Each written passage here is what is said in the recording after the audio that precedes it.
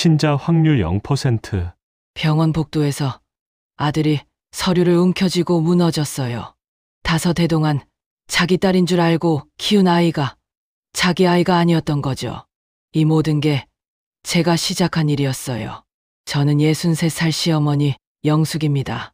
한 달 전 어느 저녁 집 앞 골목에서 며느리와 낯선 남자를 봤어요. 남자가 악수를 청했고 그때 봤죠. 붙은 귓볼. 손주 유빈이와 똑같은 모습. 우리 집안 그 누구에게도 없는 특징. 그렇게 시작된 의심이 한 가족을 완전히 무너뜨렸어요. 제가 옳았을까요? 끝까지 들어보시고 판단해 주세요. 댓글로 여러분의 생각도 많이 남겨주세요. 좋아요와 구독은 힘이 됩니다. 안녕하세요.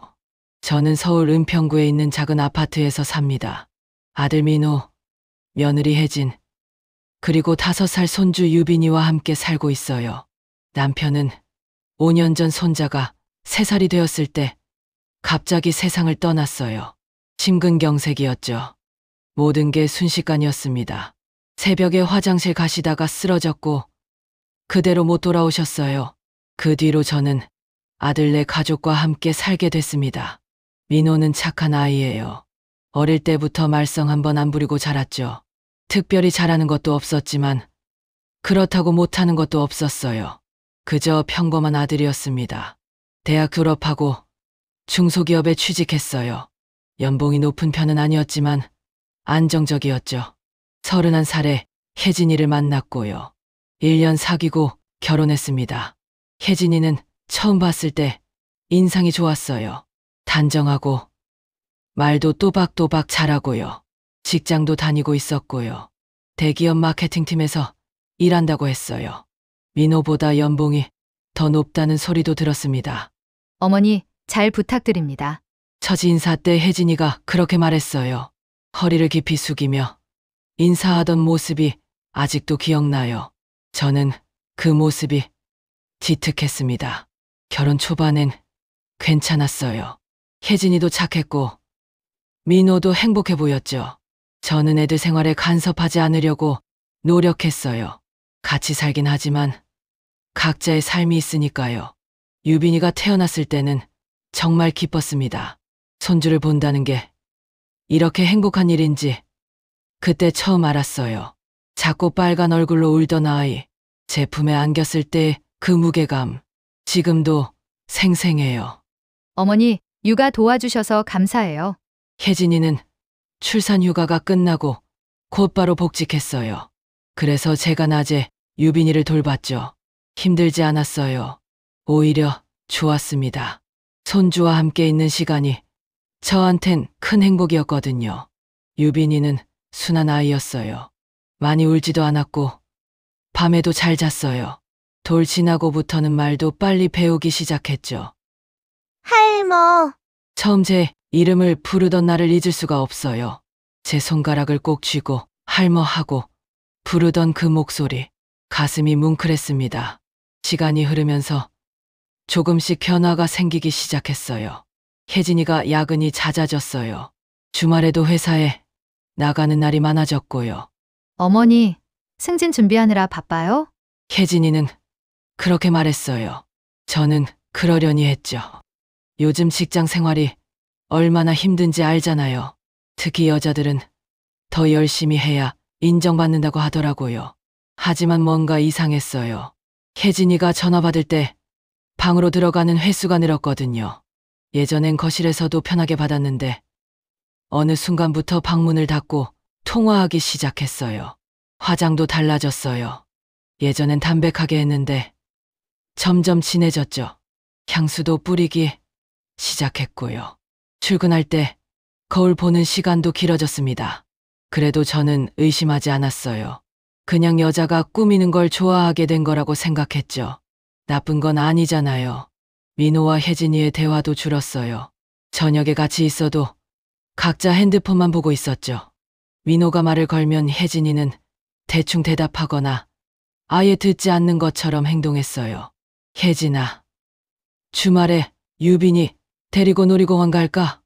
민호가 물었을 때 혜진이는 이렇게 대답했어요. 나 주말에 회사 워크숍 있어. 혼자 다녀와. 목소리가 차가웠어요. 민호는 아무 말도 못하고 고개만 끄덕였죠. 그 모습을 보면서 저는 가슴이 아팠습니다. 그러던 어느 날이었어요. 유빈이를 목욕시키고 있었죠. 물장난 좋아하는 아이라 욕조에서 한참 놀게 했어요. 다 놀고 나와서 머리를 말려주고 있었습니다. 수건으로 젖은 머리를 닦아주다가 우연히 유빈이 귀가 보였어요. 붙은 귓볼이었습니다. 귓볼이 귀에 완전히 붙어 있어서 경계가 거의 보이지 않았어요. 처음엔 대수롭지 않게 생각했어요. 그냥 누굴 닮았을까 궁금한 정도였죠. 제 귓볼을 만져봤어요. 분리형이었어요. 귓볼이 귀에서 떨어져서 늘어진 형태. 돌아가신 남편도 그랬고요. 민호도 저랑 똑같았죠. 그럼 혜진이 쪽일까? 혜진이 귓볼을 기억해봤어요. 혜진이도 분리형이었어요. 귓볼이 약간 늘어진 형태였죠. 이상했어요. 유전이 그렇다잖아요. 부모 둘 다 분리형이면 아이도 대부분 분리형이라고 들었거든요. 물론 몇 대를 건너뛰어서 나타날 수도 있다고는 하지만요. 우리 유빈이 귀가 참 작고 예쁘네. 저는 그렇게 말하며 유빈이 머리를 쓰다듬었어요. 유빈이는 방긋 웃으며 제 품에 안겼죠. 그때는 정말 그냥 넘어갔어요. 아이니까 성장하면서 바뀔 수도 있다고 생각했거든요.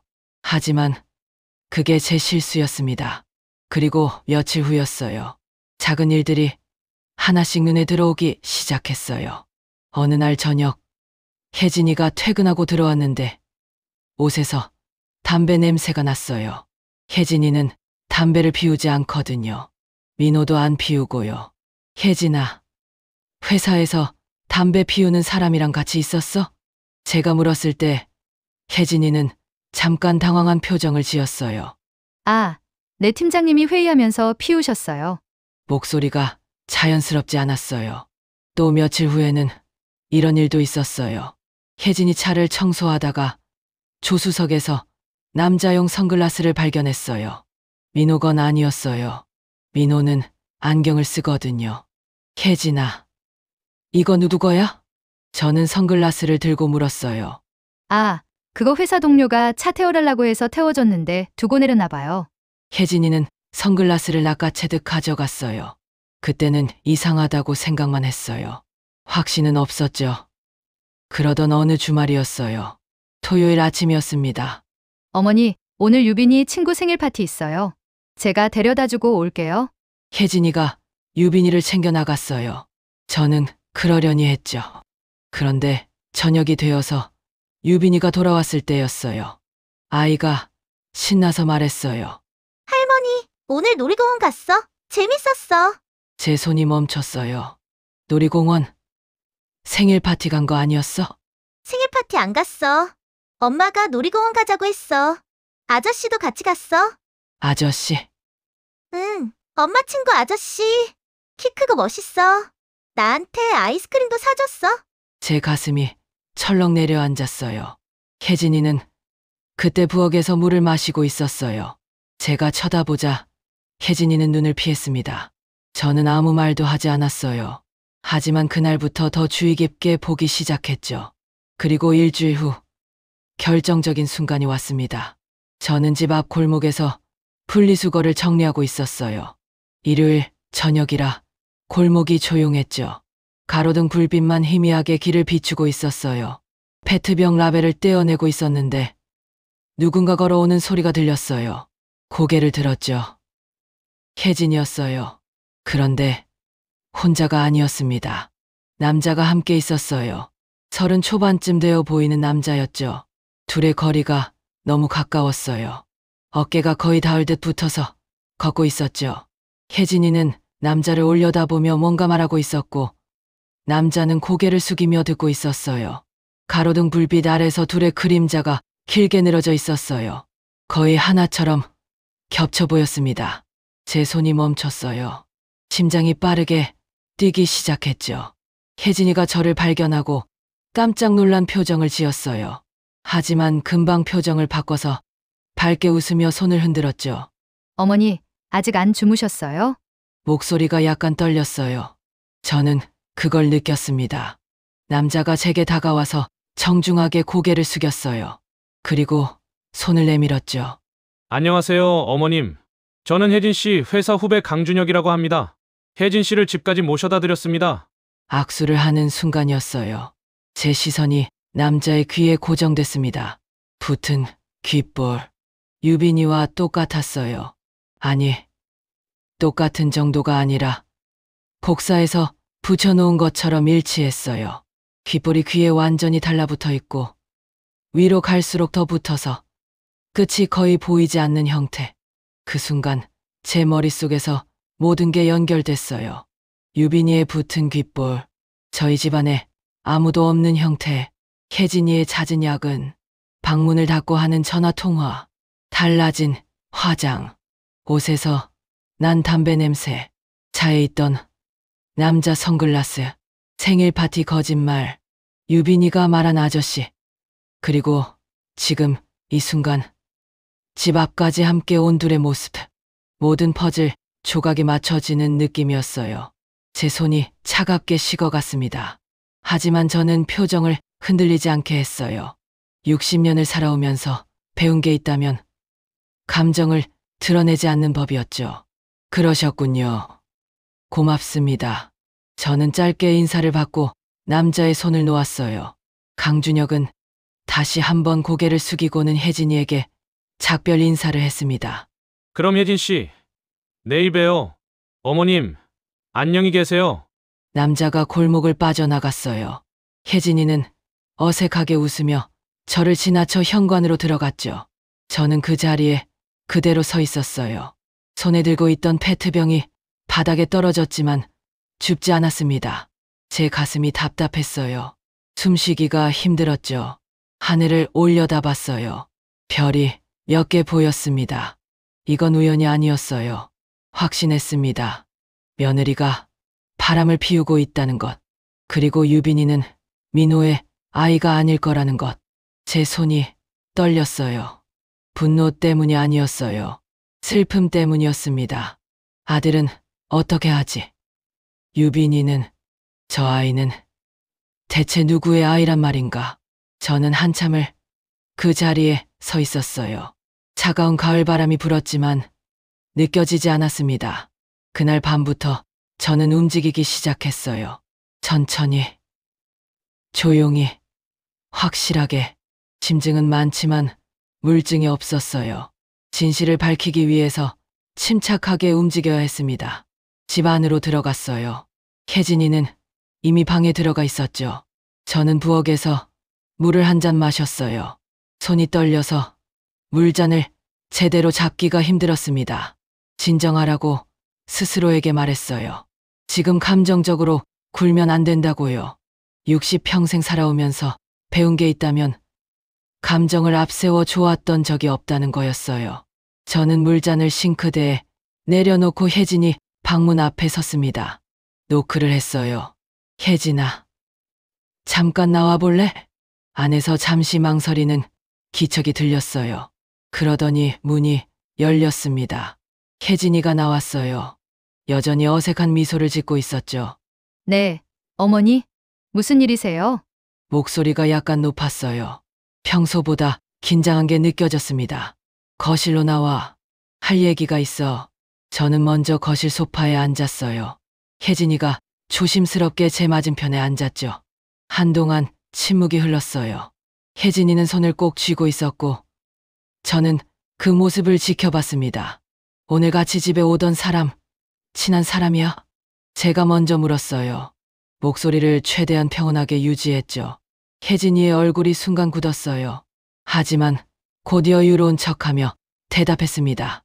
아, 강준혁 씨요? 회사에서 자주 보죠? 같은 팀이거든요. 오늘은 야근하고 나오는 길이 같아서 같이 온 거예요. 거짓말이었어요. 제가 봤을 땐 야근하고 나온 사람들 같지 않았거든요. 둘 다 화장이 말끔했고 옷도 깔끔했어요. 그래요? 집까지 바래다 주다니 참 친절한 후배네요. 저는 일부러 그렇게 말했어요. 혜진이의 반응을 보고 싶었거든요. 어머니, 혹시 오해하시는 건 아니시죠? 그냥 회사 동료예요. 목소리에 방어적인 톤이 섞여 있었어요. 저는 대답하지 않고 한동안 혜진이를 바라봤어요. 혜진이는 제 시선을 견디지 못하고 고개를 돌렸습니다. 이제 자야겠네요. 너도 일찍 자렴. 저는 그렇게 말하고 자리에서 일어났어요. 더 이상 말해봐야 소용없을 것 같았거든요. 지금은 시간이 필요했습니다. 방으로 들어와서 문을 닫았어요. 그제야 제 다리에 힘이 풀렸습니다. 침대에 주저앉았죠. 손이 떨렸어요. 아들 민호의 얼굴이 떠올랐어요. 착하고 순한 아들. 아무것도 모르고 있을 아들. 그리고 유빈이. 제 손주라고 생각했던 아이. 저 아이는 정말 민호의 아이가 아닐까요? 눈물이 날 것 같았지만 참았어요. 지금 울 시간이 아니었습니다. 확실한 증거가 필요했어요. 저는 서랍을 열어서 오래된 수첩을 꺼냈어요. 남편이 쓰던 수첩이었죠. 남편이 돌아가신 후로 한 번도 펴보지 않았었는데 그날 처음 펼쳤습니다. 빈 페이지에 적기 시작했어요. 강준혁, 30 초반, 혜진이 회사 후배, 붙은 귓볼 유빈이와 동일, 혜진이와 거리 가까움, 집 앞까지 동행, 혜진이 표정 당황, 긴장, 유빈이 증언, 토요일 놀이공원, 생일 파티 거짓말, 담배 냄새, 남자 선글라스. 하나하나 적다 보니 마음이 조금 가라앉았어요. 기록하면 잊어버리지 않을 수 있으니까요. 밤이 깊어갔어요. 시계를 보니 새벽 9시가 넘었더라고요. 저는 수첩을 덮고 서랍 깊숙이 넣었습니다. 침대에 누워 천장을 바라봤어요. 어떻게 해야 할까? 민호에게 말해야 할까? 하지만 아직 증거가 부족했어요. 저는 한참을 생각하다가 잠들었습니다. 다음 날부터 저는 더 주의 깊게 관찰하기 시작했어요. 며칠 후 유빈이를 어린이집에 데리러 갔다가 돌아오는 길이었어요. 유빈아, 저번에 놀이공원 갔을 때 재밌었어? 저는 가볍게 물었어요. 응, 엄마랑 아저씨랑 같이 갔어. 회전목 맡았어. 그 아저씨, 엄마 친구야? 응, 엄마가 회사 친구래. 아저씨가 나한테 인형도 사줬어. 유빈이는 천진난만하게 대답했어요. 아무것도 모르는 아이였죠. 그 아저씨, 자주 봐. 응, 가끔 봐. 엄마 데려올 때 같이 와. 제 심장이 다시 빠르게 뛰었어요. 혜진이가 퇴근할 때 강준혁이 같이 온다는 거였어요. 유빈이 앞에서요. 유빈아, 이건 아빠한테는 비밀이야? 응, 엄마가 아빠한테는 말하지 말래. 제 가슴이 답답했어요. 혜진이는 아이까지 이용하고 있었던 거예요. 저는 더 이상 묻지 않았어요. 아이를 불안하게 만들고 싶지 않았거든요. 그날 저녁, 민호에게서 전화가 왔어요. 엄마, 저 오늘 야근해요. 늦게 들어갈게요. 그래, 알았어. 조심해서 와. 전화를 끊고 나니 혜진이한테서도 문자가 왔어요. 어머니, 오늘 회식 있어요. 늦게 들어갈게요. 저는 혜진이한테 전화를 걸었어요. 혜진아, 회식이라며? 몇 시에 끝나? 아, 글쎄요. 아마 10시쯤?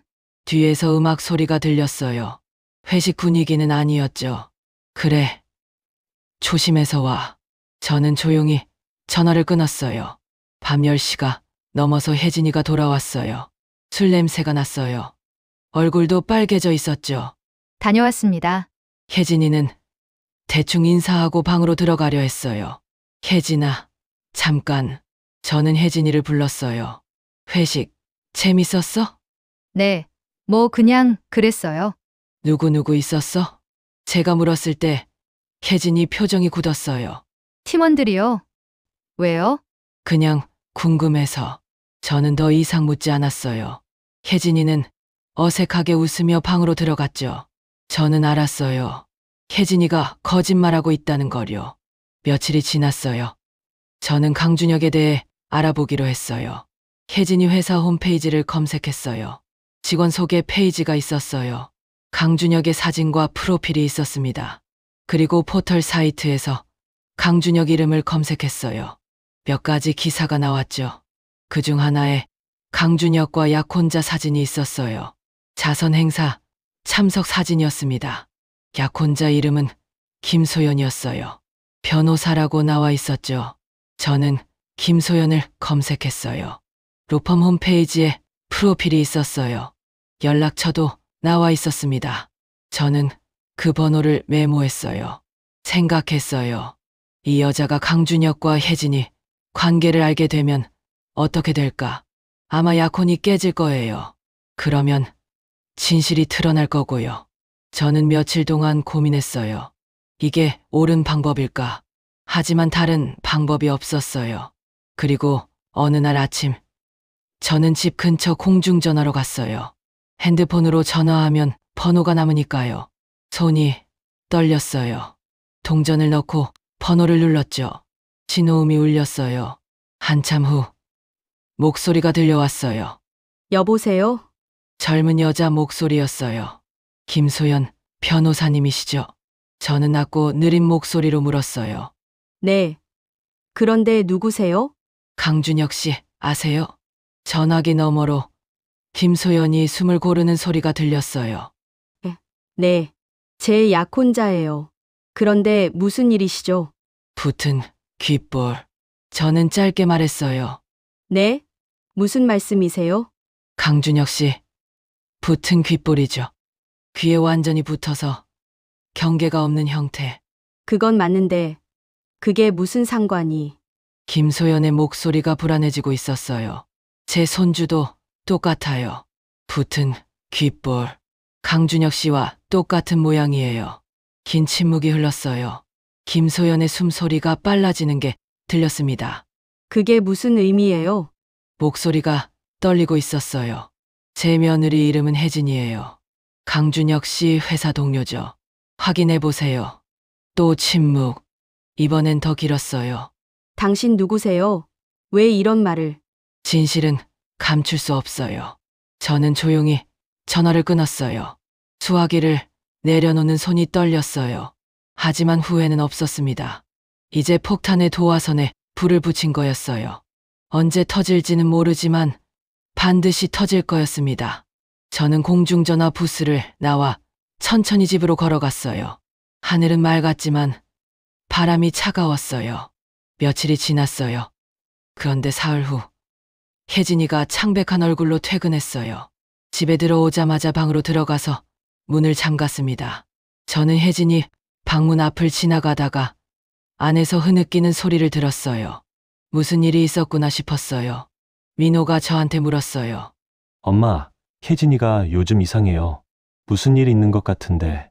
저는 민호를 바라봤어요. 아직 아무것도 모르는 아들. 회사 일로 스트레스 받나 보다. 조금 기다려줘. 민호는 고개를 끄덕였어요. 네, 제가 뭘 도와줄 수 있을까요? 제 가슴이 아팠어요. 착한 아들이었어요. 넌 유빈이 잘 돌보고 있으면 돼. 네. 엄마, 민호는 유빈이 방으로 들어갔어요. 저는 혼자 거실에 남아서 혜진이 방문을 바라봤어요. 저 안에서 혜진이는 무슨 생각을 하고 있을까요? 일주일이 지났어요. 혜진이는 그 사이 점점 초췌해졌죠. 매일 늦게 퇴근했고 집에 와서는 방에만 틀어박혀 있었어요. 민호는 걱정하고 있었지만 혜진이는 민호와 대화조차 하지 않았어요. 그러던 어느 저녁이었어요. 저녁 식사 자리였어요. 민호, 유빈이가 식탁에 앉아 있었죠. 혜진이는 방에서 안 나왔어요. 민호가 무심코 말했어요. 혜진이 회사 강대리 결혼 취소됐다며? 무슨 일 있었대? 그 순간 혜진이 방문이 벌컥 열렸어요. 혜진이가 나왔어요. 눈이 충혈되어 있었고 얼굴은 창백했죠. 다 어머니 때문이에요. 혜진이가 소리쳤어요. 저와 민호는 놀라서 혜진이를 봤어요. 무슨 소리야? 민호가 물었어요. 혜진이는 눈물을 흘리며 저를 노려봤어요. 어머니가 소연 씨한테 전화하셨죠? 이상한 말 하셨죠? 저는 침착하게 대답했어요. 난 사실만 알려줬을 뿐이다. 사실? 무슨 사실이요? 귓불이 비슷하다고 그게 무슨 증거예요? 혜진이 목소리가 점점 커졌어요. 민호는 혼란스러운 표정으로 우리를 번갈아 봤어요. 무슨 소리야? 귓볼이 왜 나와? 민호가 물었을 때 혜진이는 비웃듯 웃었어요.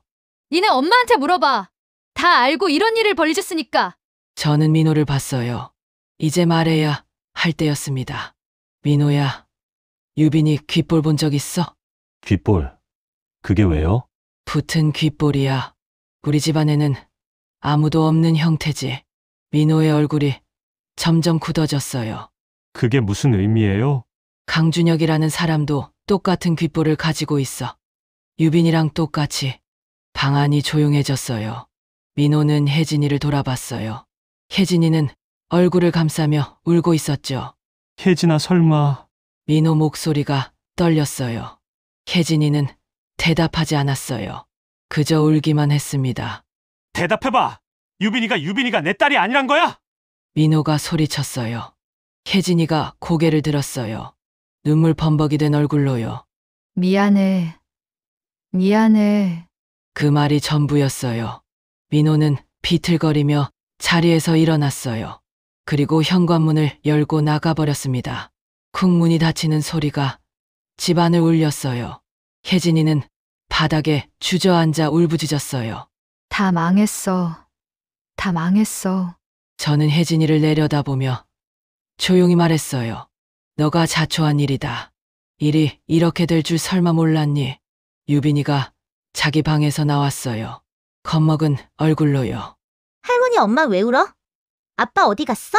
제 가슴이 찢어지는 것 같았어요. 이 아이는 아무 잘못도 없는데요. 유빈아, 괜찮아. 할머니랑 방에 가자.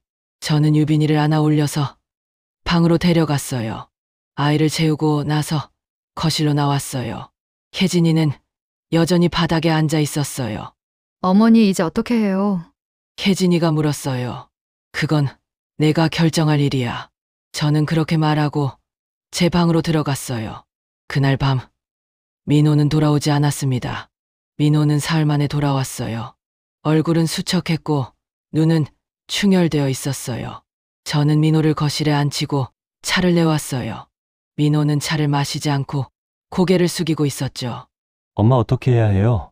민호가 물었어요. 먼저 확실하게 알아야지. 유전자 검사요? 그래. 그게 가장 확실한 방법이야. 민호는 고개를 들어 혜진이 방문을 봤어요. 며칠째 문을 열지 않고 있었어요. 혜진이가 허락할까요? 허락 안 하면 그게 답이야. 저는 그렇게 말했어요. 그날 저녁 혜진이가 방에서 나왔어요. 얼굴은 창백했고 눈 밑에 다크서클이 짙게 깔려 있었죠. 민호와 저는 거실에 앉아 있었어요. 혜진이는 우리를 보고 멈칫했어요. 앉아라. 제가 말했어요. 혜진이는 천천히 소파에 앉았어요. 세 사람 사이에 무거운 침묵이 흘렀죠. 민호가 먼저 입을 열었어요. 혜진아, 유빈이 유전자 검사하자. 혜진이는 고개를 저었어요. 안 돼요. 왜? 유빈이가 상처받을까 봐요. 저는 말했어요. 지금도 이미 상처받고 있어. 부모가 이렇게 싸우는데. 혜진이는 입술을 깨물었어요. 검사 안 해도 알잖아요. 다들 이미 결론 내렸잖아요. 민호가 말했어요. 확실하게 알고 싶어. 그래야 다음을 결정할 수 있으니까. 혜진이는 한참을 침묵하다가 고개를 끄덕였어요. 알았어요. 검사해요. 일주일 후 결과가 나왔어요. 민호와 저는 병원에서 봉투를 받았어요. 혜진이는 오지 않았죠. 민호는 떨리는 손으로 봉투를 뜯었어요. 서류를 읽는 민호의 얼굴이 점점 무너졌어요. 친자 확률 0%. 민호 목소리가 떨렸어요. 저는 민호의 어깨를 잡았어요. 민호는 서류를 구겨쥐고 눈물을 흘렸죠. 유빈이가 내 딸이 아니래요. 민호야, 괜찮아. 이겨낼 수 있어. 하지만 어떻게 괜찮을 수 있겠어요. 5해 동안 내 딸인 줄 알고 키웠는데요. 저도 눈물이 났어요. 민호를 안아줬죠. 병원 복도에는 저희 모자의 흐느낌만이 울려 퍼졌어요. 집에 돌아왔을 때 혜진이가 짐을 싸고 있었어요. 혜진아, 뭐 하는 거야? 민호가 물었어요. 집 나갈 거예요? 이혼하죠? 혜진이는 담담하게 말했어요. 유빈이는 유빈이는 강준혁 씨가 키우겠대요. 민호가 소리쳤어요. 안 돼! 유빈이는 내가 키울 거야! 혜진이는 고개를 저었어요. 당신 딸도 아닌데. 다섯 해 동안 내 딸이었어. 유빈이도 날 아빠라고 불러. 그게 중요한 거 아니야? 민호 목소리가 절규에 가까웠어요. 저도 말했어요. 유빈이한테 물어봐. 누구랑 살고 싶은지. 혜진이는 한참을 망설이다가 유빈이를 불렀어요. 유빈아, 이리 와봐. 유빈이가 나왔어요. 엄마 아빠가 싸우는 걸 보고 불안해하는 얼굴이었죠. 유빈아, 엄마 아빠가 헤어지기로 했어. 유빈이는 누구랑 살고 싶어? 혜진이가 물었어요. 유빈이는 울먹이며 말했어요. 싫어, 엄마 아빠 헤어지지 마. 저는 유빈이를 안아 올렸어요. 유빈아, 할머니가 있잖아. 괜찮아. 유빈이는 제 품에 안겨 울었어요. 결국 법정으로 갔어요. 양육권 문제로 갈등이 있었거든요. 재판이 시작됐어요. 혜진이는 친부인 강준혁이 키워야 한다고 주장했어요. 강준혁은 양육비는 내겠지만 직접 키울 수는 없다고 했죠. 민호는 자신이 키우겠다고 했어요. 저는 유빈이를 5해 동안 제 딸로 키웠습니다. 유빈이도 저를 아빠라고 부릅니다. 생물학적 관계보다 정서적 유대가 중요하다고 생각합니다. 민호의 목소리는 떨렸지만 단호했어요. 재판은 몇 달이 걸렸어요. 그 사이 혜진이는 집을 나갔어요. 회사도 그만뒀고요. 강준혁은 약혼이 깨진 후 다른 회사로 옮겼어요. 민호와 저, 유빈이는 작은 아파트로 이사했어요. 예전 집은 너무 많은 기억이 남아 있었거든요. 새로운 곳에서 새로운 시작을 하기로 했어요. 재판은 민호의 승리로 끝났어요. 유빈이 양육권은 민호에게 돌아왔습니다. 판사는 이렇게 말했어요. 생물학적 부모보다 정서적 안정이 아동의 복리에 더 중요하다고 판단합니다. 강준혁은 양육비를 지원하기로 했어요. 혜진이는 한 달에 한 번 면회할 수 있는 권리를 얻었죠. 그로부터 1년이 지났어요. 저는 지금 작은 아파트 거실에 앉아 있어요. 창밖으로 봄 햇살이 들어오고 있죠. 유빈이는 이제 7살이 됐어요. 초등학교에 입학했고요. 할머니, 학교 다녀오겠습니다. 유빈이가 밝게 웃으며 인사해요. 그래. 조심해서 다녀와. 민호가 유빈이 손을 잡고 나가요. 민호는 회사를 옮겼어요. 더 나은 조건의 회사였죠. 예전보다 바빠졌지만 유빈이와 보내는 시간은 늘렸어요. 주말에는 꼭 함께 어딘가 놀러 가요. 혜진이는 다른 도시로 갔어요. 새로운 직장을 구했다고 들었어요. 한 달에 한 번 유빈이를 만나러 와요. 처음엔 어색했지만 점점 나아지고 있어요. 강준혁은 양육비를 꼬박꼬박 보내고 있어요. 하지만 유빈이를 만나러 오진 않아요. 그게 낫다고 생각해요. 유빈이가 혼란스러워하지 않게요. 어느 날 저녁 유빈이가 물었어요. 할머니, 나 진짜 아빠가 누구야? 저는 유빈이를 무릎에 앉혔어요. 아빠가 내 진짜 아빠야. 근데 사람들이 그러던데 내가 아빠 진짜 딸이 아니래. 제 가슴이 아팠어요. 유빈아, 진짜 가족이란 건 피로 정해지는 게 아니야. 사랑으로 정해지는 거야. 그럼 아빠는 나 사랑해? 그럼. 엄청 많이 사랑하지. 유빈이는 환하게 웃었어요. 나도 아빠 사랑해. 저는 유빈이를 꼭 안았어요. 창밖으로 해가 지고 있었어요. 노을이 하늘을 붉게 물들였죠. 제가 진실을 밝힌 게 옳았을까요?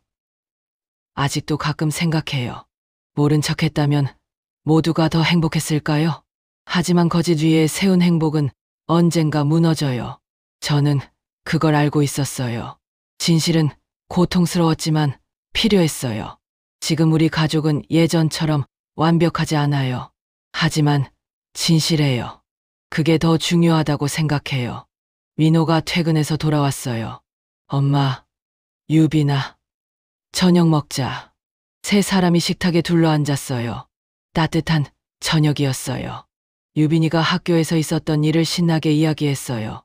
오늘 미술 시간에 가족 그림 그렸어. 할머니, 아빠 나. 민호가 웃으며 물었어요. 우리 유빈이가 잘 그렸겠네. 선생님이 예쁘대. 저는 그 모습을 보며 생각했어요. 붙은 귓불에서 시작된 의심은 한 가족을 무너뜨렸어요. 하지만 동시에 새로운 가족을 만들어냈죠. 거짓이 아닌 진실 위에 세워진 가족. 그게 제가 원했던 거였어요. 민호야, 네. 엄마. 잘하고 있어. 민호는 고개를 들어 저를 봤어요. 그리고 미소 지었죠. 감사합니다. 엄마. 엄마 아니었으면 못 이겨냈을 거예요. 넌 강한 아이야. 항상 그랬어. 저도 미소 지었어요. 창밖으로 별이 떠오르고 있었어요. 긴 밤이 시작되고 있었죠. 하지만 두렵지 않았어요. 함께 있으니까요. 식사를 마치고 설거지를 하는데 민호가 다가왔어요. 엄마, 제가 할게요. 괜찮아. 엄마가 할게. 아니에요. 엄마도 쉬세요. 민호는 제 손에서 그릇을 받아 설거지를 시작했어요. 저는 거실로 나와 소파에 앉았어요. 유빈이가 옆에 와서 앉았죠. 할머니, 책 읽어줘. 그래. 무슨 책 읽을까? 유빈이는 동화책을 가져왔어요. 저는 유빈이를 무릎에 앉히고 책을 펼쳤어요. 옛날에 책을 읽어주는 동안 유빈이는 제 품에 폭 안겨 있었어요. 아이의 작은 숨소리가 들렸죠. 이런 순간이 행복이구나 싶었어요. 완벽하지 않아도 괜찮아요. 진실하면 되는 거예요. 붙은 귓볼. 한때는 비밀의 증거였던 그것이 이제는 그저 유빈이라는 아이의 작은 특징일 뿐이에요. 저는 유빈이의 귀를 살짝 만져봤어요. 여전히 붙은 귓볼이었죠. 하지만 이제는 그게 중요하지 않았어요. 중요한 건 이 아이가 사랑받고 있다는 것, 그리고 이 아이를 지켜줄 사람들이 있다는 것. 그것으로 충분했어요. 책을 다 읽고 나니 유빈이가 졸고 있었어요. 저는 유빈이를 안아 올려 방으로 데려갔어요. 침대에 눕히고 이불을 덮어줬어요. 잘 자. 우리 유빈이. 저는 유빈이 이마에 가볍게 키스했어요. 방을 나와 문을 닫는데 민호가 복도에 서 있었어요. 엄마, 유빈이 잠들었어요? 응. 방금 잠들었어. 민호는 유빈이 방문을 바라보며 말했어요. 엄마, 제가 좋은 아빠가 될 수 있을까요? 저는 민호의 손을 잡았어요. 넌 이미 좋은 아빠야. 정말요? 그럼 유빈이가 얼마나 행복해하는데. 민호는 눈물을 글썽였어요. 엄마 사실 가끔 무서워요. 제가 잘할 수 있을까? 무서워하는 게 정상이야. 그게 책임감이 있다는 증거지. 저는 민호를 안아줬어요. 이제 다 큰 아들이지만 여전히 제 아기였어요. 엄마가 옆에 있잖아. 같이 잘할 수 있어. 네. 엄마, 감사해요. 그날 밤 저는 오랜만에 편하게 잠들었어요. 제 이야기는 여기서 끝입니다. 긴 이야기 끝까지 들어주셔서 감사합니다. 혹시 비슷한 상황에 있으신 분이 계시다면 말씀드리고 싶어요. 진실은 고통스러울 수 있어요. 하지만 거짓보다는 낫습니다. 용기를 내세요. 그리고 가족이란 건 피로 정해지는 게 아니에요. 사랑으로 정해지는 거예요. 그걸 잊지 마세요. 감사합니다. 오늘 사연은 여기까지입니다. 재밌게 들으셨다면 좋아요와 댓글 많이 남겨주세요. 구독해 주시면 더 많은 이야기들을 만나보실 수 있습니다. 오늘 하루도 좋은 하루 되세요.